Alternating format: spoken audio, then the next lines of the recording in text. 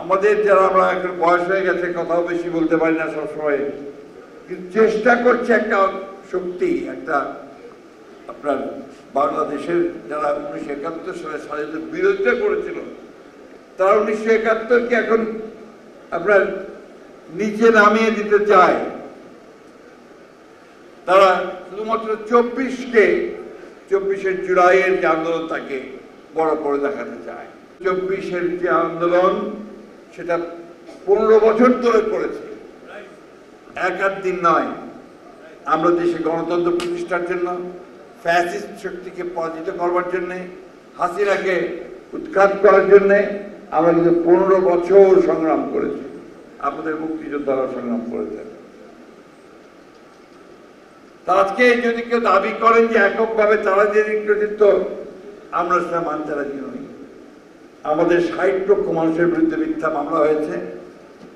আমাদের দেশের, আমাদের প্রধান পার্টির প্রধান, এই দেশের সবচেয়ে জনপ্রিয় ব্যক্তিত্ব দেশনেত্রী বেগম খালেদা জিয়াকে 6 বছর কারাগারে থাকতে হয়েছে। সাজা হয়েছিল 10 বছর মিথ্যা মামলায়। আমাদের যত আপনার সিনিয়র নেতৃবৃন্দ আছেন বিএনপির, এমন একজন ব্যক্তি নাই, হাফিজ ভাই সহ সকলে সহ, যাদের এখানে শত শত মামলা ছিল না। এই একটা অবস্থার মধ্যে আমরা যুদ্ধ করেছি, সংগ্রাম করেছি।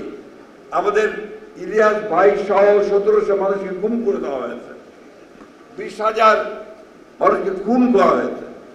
একটা ফ্যাসিবাদী দানবীয় রাষ্ট্র কায়েম করা হয়েছিল শেখ হাসিনার নেতৃত্বে।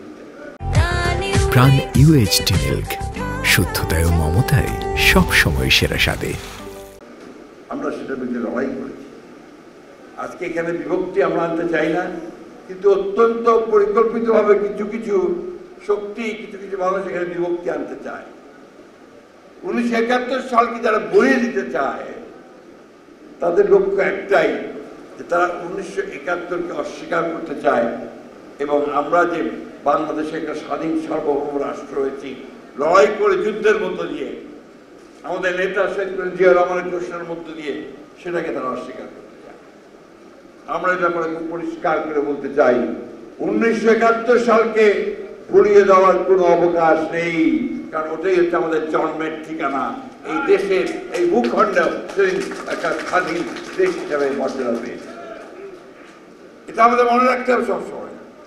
1971 হচ্ছে আমাদের অস্তিত্বের কথা, আমাদের পরিচিতির কথা, আমাদের স্বাতন্ত্র্যের কথা।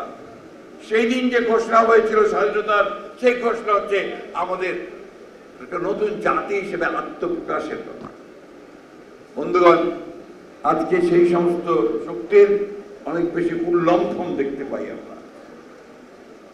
একবার স্মরণ করুন অতীতের কথা, আমি কারো নাম ধরে বলবো না, কিন্তু নিজেদের অতীতকে স্মরণ করবেন। 1971 সালে আপনাদের কি ভূমিকা ছিল সেটাও আপনারা মনে রাখবেন। আমি কথাটা পরিষ্কার করে বলতে চাই, তাতে আপনার নাকশরা আবার কিছু করার নাই। সেদিন আপনারা সেই মুক্তিযুদ্ধকে গোলমাল বলে আখ্যায়িত করেছেন, কিছু দুষ্কৃতিকারীর একটা অভ্যুত্থানের কথা বলে আপনারা চিহ্নিত করার চেষ্টা করেছিলেন, এবং যারা আমাদের হত্যা করছিল তাদের সঙ্গে হাতে হাত মিলিয়ে আপনারা এই দেশের মানুষকে হত্যা করেছিলেন, এবং আমাদের বহু গুণী জ্ঞানী ব্যক্তিকে সেদিন হত্যা করে বদ্ধভূমিতে নিয়ে ফেলে দিয়েছিলেন। আমরা এগুলো ভুলিনি।